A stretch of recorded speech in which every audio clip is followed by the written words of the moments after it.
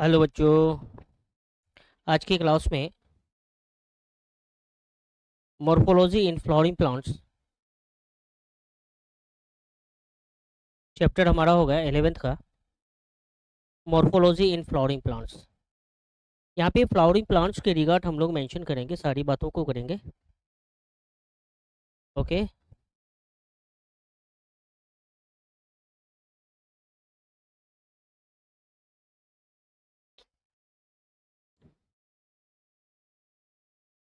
Okay बच्चों,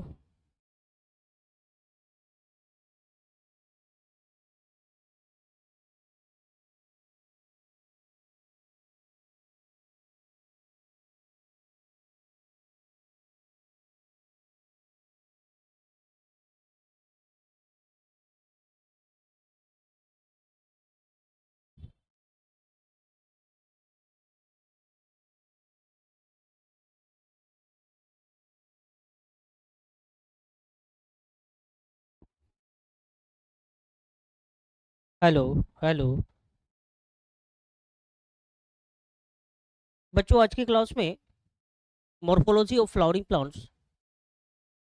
plants के external features को, एक्सटर्नल मॉर्फोलॉजी कहने का मतलब external features of flowering plants बोलते हैं एंजियोस्पर्मिक प्लांट्स को। किसको बोलते हैं? एंजियोस्पर्मिक प्लांट्स को बोलते हैं, एंजियोस्पर्मिक प्लांट को बोलते हैं। तो इसके एक्सटर्नल फीचर्स को आज हम लोग मेंशन करेंगे। ओके, एक्सटर्नल फीचर्स को। आओ बच्चों, मॉर्फोलॉजी ऑफ प्लांट्स, सबसे पहले प्लांट्स के मॉर्फोलॉजी को मेंशन करते हैं। इस तरह से एक प्लांट्स नज़र आता है। इसका जो डेवलपमेंटल फीचर्स है, किस तरह से होता है, सीड जर्मिनेट होता है, ग्रोथ होती है, एक प्लांट का फॉर्मेशन होता है। यहाँ पे morphology that means external features plants का क्या है? मॉर्फोलॉजी, मॉर्फोलॉजी कहने का मतलब study of external forms and structure. External forms, structure, जहाँ पे स्टडी किया जाता है किसका? एक्सटर्नल फॉर्म्स, एक्सटर्नल फीचर्स को बताया जाता है, देख के बताया जाता है। प्लांट लंबा है ना, बहुत ज़्यादा तना है, बड़ा सा प्लांट्स है, छोटा सा प्लांट्स है, इस तरह से बाहर से देख के बहुत सारे फ्रूट्स हैं, बहुत सारे लीव्स हैं, ब्रांचेज हैं, है ना। प्लांट लंबा है ना, प्लांट क्या है, ड्वार्फ है। ये सारी चीज़ों को हम लोग एक्सटर्नल फीचर्स को देख के अगर प्लांट के रिगार्ड बताएं या फिर स्टडी करें, उसको हम लोग क्या बोलते हैं? मॉर्फोलॉजी बोलते हैं। ओके। दूसरा टर्म्स है फाइटोमॉर्फोलॉजी। फाइटोमॉर्फोलॉजी में स्टडी किसका किया जाता है? Form and structure of plants. किस तरह का फॉर्म्स है, किस तरह का स्ट्रक्चर है, इसको फाइटोमॉर्फोलॉजी, फाइटो मीन्स प्लांट ही होता है, फाइटो मीन्स प्लांट, प्लांट के मॉर्फोलॉजी, एक्सटर्नल फीचर्स को बताना, study of forms and structure of plants, इसको हम लोग क्या बोलते हैं? फाइटोमॉर्फोलॉजी। फाइटो मीन्स प्लांट, याद रखेंगे, phyto means plant, phyto, phyton, phyto, plants याद रहेंगे। Root develops from the radicals. रूट का डेवलपमेंट कहाँ से होता है? रेडिकल। और यही दूसरा पॉइंट हम लोग लिखेंगे, सूट का जो डेवलपमेंट होता है, सूट का डेवलपमेंट होता है, ये प्लूमूल से होता है। कहाँ से होता है? प्लूमूल से होता है। कहाँ से होता है? प्लूमूल से होता है। ओके। तो ये सीड जर्मिनेट करता है इस तरह से, रेडिकल नीचे की तरफ जाता है, रूट का यहाँ से फॉर्मेशन होता है, रेडिकल से रूट का फॉर्मेशन होता है, और ऊपर की तरफ जो ब्रांच जाता है, ये प्लूमूल है। क्या है? प्लूमूल है। और इस प्लूमूल से किसका फॉर्मेशन होता है? शूट का फॉर्मेशन होता है। इस तरह से शूट का फॉर्मेशन होता है। तो सीड जब जर्मिनेट होता है, जर्मिनेशन के लिए पानी चाहिए, कुछ रिक्वायरमेंट होती है, ऑक्सीजन चाहिए या फिर नहीं चाहिए, टेम्परेचर चाहिए, है ना, उसके बिहाफ पे सीड का जर्मिनेशन होता है। ओके। तो सीड का जर्मिनेशन होता है इस तरह से, रेडिकल, रूट सिस्टम का, रूट का, फिर रूट सिस्टम का फॉर्मेशन होता है, प्लूमूल है ना, ये ग्रो करता है, इसमें लीव्स वगैरह आता है, शूट सिस्टम या फिर शूट का फॉर्मेशन होता है। तो इस तरह से प्लांट मॉर्फोलॉजी को देखेंगे। एक सीड को यहाँ पे ले गया आगे, ये सीड है ना। सीड इस तरह से जर्मिनेट होता है, पहले यहाँ पे रेडिकल को फॉर्मेशन होते हुए दिखाया है, इधर रूट हेयर्स वगैरह बन रहा है। ओके, इस तरह से। और फिर यहाँ पे प्लूमूल्स फॉर्मेशन होता है, ये रेडिकल्स और ये प्लूमूल्स, अभी हमने बताया रेडिकल रूट का, प्लूमूल शूट का फॉर्मेशन करता है। तो इस तरह से रूट सिस्टम और शूट सिस्टम का फॉर्मेशन होता है। ये ऊपर क्या है? शूट सिस्टम, जिसमें लीव्स आएंगे, ब्रांच आएंगे, बाद में जाके ये फ्रूट्स भी देगा, फ्लावर्स देंगे, लेकिन रूट सिस्टम है ये क्या होगा, टुवार्ड्स ग्रेविटी जाएगा, टुवार्ड्स ग्रेविटी। ओके, या फिर कह सकते हैं ऑपोजिट टू द सनलाइट, यानी कि phototropic movement, opposite to the phototropism, negative phototropism बोलेंगे। लाइट के दूर जाता है तो नेगेटिव फोटोट्रोपिज्म। और ये शूट वाला पार्ट कैसा जाता है, इधर ग्रेविटी है ना, तो ग्रेविटी के अलोंग रूट सिस्टम जाएगा। लेकिन ये जो शूट सिस्टम होगा क्या होगा, ग्रेविटी के ऑपोजिट जाएगा, ग्रेविटी के ऑपोजिट जाएगा। ये टुवार्ड्स ग्रेविटी, ये ऑपोजिट टू द ग्रेविटी। अगर सन के बिहाफ पे कहें तो सन से ये दूर जा रहा है, रूट क्या होगा, नेगेटिव फोटोट्रोपिज्म, और शूट क्या होगा, सन की तरफ आ रहा है, सनलाइट की तरफ आ रहा है, दैट मीन्स पॉजिटिव फोटोट्रोपिज्म। इस तरह से हम लोग रूट सिस्टम और शूट सिस्टम को मेंशन किए। ओके, रूट सिस्टम और शूट सिस्टम। आगे हम लोग यहाँ पे देखेंगे रूट सिस्टम को। सबसे पहले स्टार्ट करते हैं, ये सीड है, ये रेडिकल वाला पार्ट है, ये रूट सिस्टम को बनाता है। तो सबसे पहले हम लोग देखेंगे रूट सिस्टम क्या होता है, क्या होगा, रूट सिस्टम क्या होता है। ओके बच्चों, आते हैं यहाँ पे रूट के रीजन्स को पहले देखते हैं।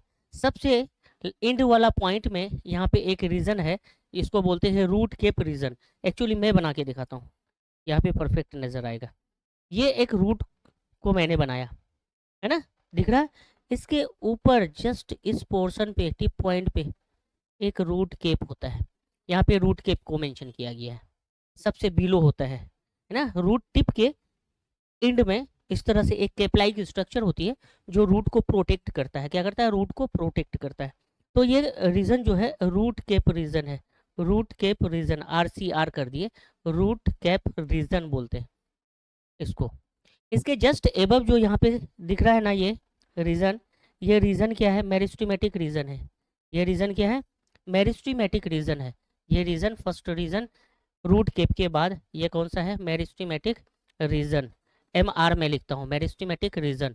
जहाँ पे मेरिस्टेमेटिक एक्टिविटी होती है, सेल बार बार डिवाइड करता है, डिवीजन की कैपेसिटी बहुत ज़्यादा होता है, तो सेल बार बार यहाँ पे क्या होता है, डिवाइड होता है।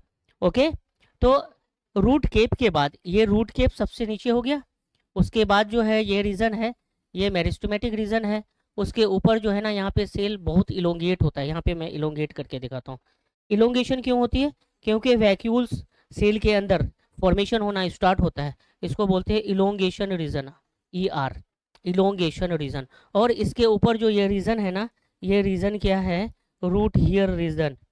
इसके बाद जो रीजन है ये रूट हियर रीजन है, क्या है, रूट हियर रीजन। इसको मैचुरेशन रीजन बोलते हैं, इस रीजन को क्या बोलते हैं, मैचुरेशन रीजन, या फिर इसको रूट हियर रीजन भी बोलते हैं, इस तरह से रूट हियर रीजन। तो सबसे पहले यहाँ पे देखेंगे, सबसे नीचे क्या है, रूट केप है, उसके ऊपर क्या है, मेरिस्टेमेटिक रीजन है, उसके ऊपर क्या है, इलोंगेशन रीजन है, इलोंगेशन रीजन है ना, इलोंगेशन रीजन। उसके ऊपर जो ये रूट ईयर्स का फॉर्मेशन होता है, ये मैचुरेशन रीजन है, रीजन ऑफ मैचुरेशन, या फिर मैचुरेशन रीजन बोलते हैं। ये 4 रीजन रूट में नज़र आता है, रूट सिस्टम में ये 4 रीजन नज़र आता है। सबसे नीचे क्या है बेटा, रूट केप है, उसके ऊपर टिप वाला पॉइंट पे मेरिस्टेमेटिक रीजन है, उसके ऊपर इलोंगेशन रीजन है, और सबसे ऊपर क्या है, मैचुरेशन रीजन, जहाँ पे रूट ईयर का फॉर्मेशन होता है, तो उसको हम लोग रूट ईयर रीजन भी बोलते हैं, क्या बोलते हैं, रूट ईयर रीजन भी बोलते हैं। क्लियर हो सभी, कोई डाउट नहीं होना चाहिए, क्योंकि सिंपल सा फंडा है। बाहर से हम लोग कैरेक्टर्स को देखते हैं, लेकिन अंदर के सेल्स को मेंशन करते हैं।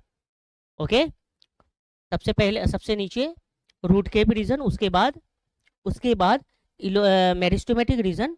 ये हम लोग इस तरह से 1 2 3 करते हैं, root cap region first region नीचे से, उसके ऊपर मेरिस्टेमेटिक रीजन दूसरा रीजन, उसके ऊपर सेल के अंदर वैक्यूल का फॉर्मेशन होता है, तो इलोंगेशन रीजन तीसरा रीजन, और सबसे ऊपर क्या है, मैचुरेशन रीजन, ये 4th रीजन होगा। ये क्या होगा, 4th रीजन होगा, इस तरह से।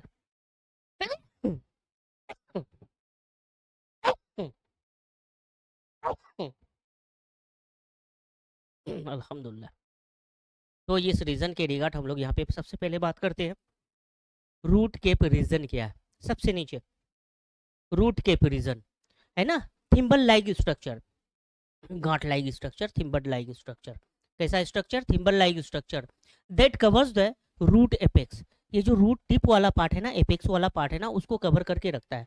जब रूट का इस तरह से वर्टिकल डाउनवर्ड ग्रोथ होती है ना, तो रूट के जो टिप वाला पार्ट है, एपेक्स वाला पार्ट है, रूट एपेक्स, उसको डिजेनरेट होने से बचाता है, क्योंकि सॉइल के अंदर ये सॉइल को फाड़ के जाएगा। तो ये रूट केप क्या करता है, सॉइल को गीला करता है और इस तरह से एपेक्स को नीचे की तरफ, अपाइकल पार्ट को नीचे की तरफ ये जाने में मदद करता है, लूजनिंग ऑफ सॉइल करता है। कौन? Root cap region. क्योंकि यहाँ पे गोल्जी बॉडी वगैरह सेक्रेटरी सब्सटेंस है, सेक्रेटरी बॉडी है जो सेक्रेशन करता है म्यूसिलेजिनस सब्सटेंस को, सॉइल को लूजनिंग करता है, और इस तरह से रूट टिप या फिर एपेक्स वाला पार्ट क्या होता है, अंडरग्राउंड जाता है, टुवर्ड्स ग्रेविटी, नीचे की तरफ जाता है। तो ये सबसे पहला रीजन क्या है, रूट केप रीजन। पहला रीजन क्या है, root cap region. It protects the tender apex of the root. Tender apex of the root को ये प्रोटेक्ट करता है, क्या करता है, प्रोटेक्ट करता है। किसको? टेंडर एपेक्स, यानी कि रूट के एपाइकल पार्ट को, है ना, of the root, as it makes it way through the soil, जिस वजह से ये सॉइल के अंदर ये इजीली जा पाता है। सिंपल सा फंडा है। ओके, दूसरा रीजन है रीजन ऑफ मेरिस्टेमेटिक एक्टिविटी। यहाँ पे मेरिस्टेमेटिक सेल्स पाया जाता है, यहाँ पे मेरिस्टेमेटिक सेल्स पाया जाता है। ओके, जहाँ पे मेरिस्टेमेटिक एक्टिविटी होती है, दैट मीन्स वहाँ के सेल बार बार फ्रीक्वेंटली डिवाइड करता है। प्रेजेंस ए फ्यू मिलीमीटर्स, कुछ ही मिलीमीटर्स के होते हैं, एबव द रूट केप के फ्यू मिलीमीटर एबव ये मेरिस्टेमेटिक रीजन होता है ना, एबव द रूट केप के। The cells of this region are very small, छोटा होता है, थिन वाल होता है, छोटा छोटा थिन वाल होता है, क्योंकि ज़्यादा ग्रो नहीं करता है, छोटा थोड़ा ग्रोथ होती है और फिर ये डिवाइड करता है, 1 से 2 हो जाता है, थोड़ा सा ग्रोथ होता है, 1 से 2 हो जाता है। तो इसको टाइम ही नहीं मिल पाता है कि ये बड़ा साइज का हो जाए या फिर उसका जो वाल हो फॉर्मेशन हो जाए, है ना, सेकेंडरी वाल का फॉर्मेशन हो जाए। तो ये वाल कैसा होता है, प्राइमरी वाल होता है, तो थिन वाल होता है। And with dense protoplasm, protoplasm बोलते हैं एक सेल में न्यूक्लियस के अंदर जो लिक्विड सब्सटेंस होता है न्यूक्लियोप्लाज्म, और उसके बाहर जो साइटोप्लाज्म होता है उसको क्या बोलते हैं, साइटोप्लाज्म। उसके बाहर जो प्लाज्म होता है उसको साइटोप्लाज्म बोलते हैं। न्यूक्लियोप्लाज्म और साइटोप्लाज्म को क्या बोलते हैं, प्रोटोप्लाज्म। तो प्रोटोप्लाज्म डेंस होता है, डेंस प्रोटोप्लाज्म, है ना। They divide rapidly repeatedly, repeatedly ये डिवाइड करेगा, रिपीटेडली डिवाइड करेगा। 1 से 2 हो जाएंगे, 2 से 4 हो जाएंगे, 4 से 8 हो जाएंगे, 8 से 16 हो जाएंगे, 32 हो जाएगा। इस तरह से बहुत ज़्यादा रिपीटेडली ये क्या होगा, डिवीजन करेगा। रिपीटेडली यहाँ पे क्या होता है, डिवीजन होता है। क्लियर हो? तीसरा रीजन होगा इलोंगेशन रीजन, है ना, रीजन ऑफ इलोंगेशन कर दो या फिर इलोंगेशन रीजन कर दो। The cells proximal to the region of meristematic activity, है ना, undergoes rapid elongation and enlargement. Elongation enlargement किसके वजह से होता है, वैक्यूलेशन के वजह से होता है, वैक्यूल फॉर्मेशन की वजह से ये इलोंगेट होता है, बड़ा होता है।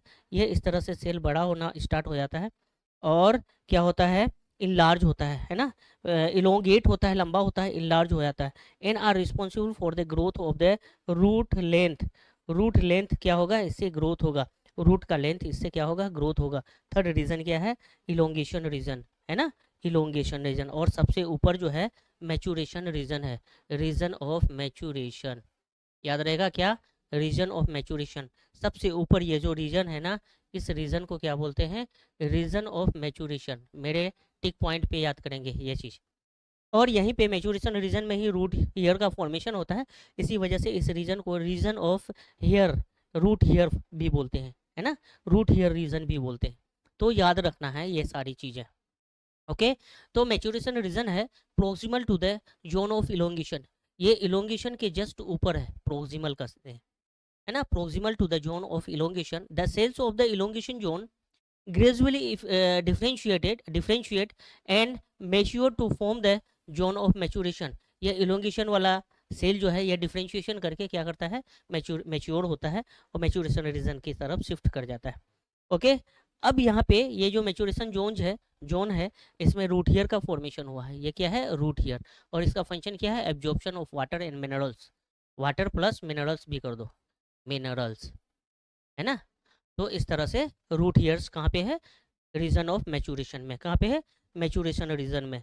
ये रूट ईयर्स क्या है, एपिडर्मल सेल्स है, अपर लेयर ऑफ सेल्स है ना। From the region of maturation, maturation region में ही रूट ईयर का सीन होता है ना। रूट ईयर कहाँ पे दिखता है? मैच्योरेशन रीजन में। ये नहीं कहा ना कि नीचे के रीजन में रूट ईयर्स होता है, नहीं, सबसे ऊपर वाला रीजन में, फोर्थ रीजन में, रीजन ऑफ मैच्योरेशन या फिर मैच्योरेशन रीजन जिसको बोलते हैं।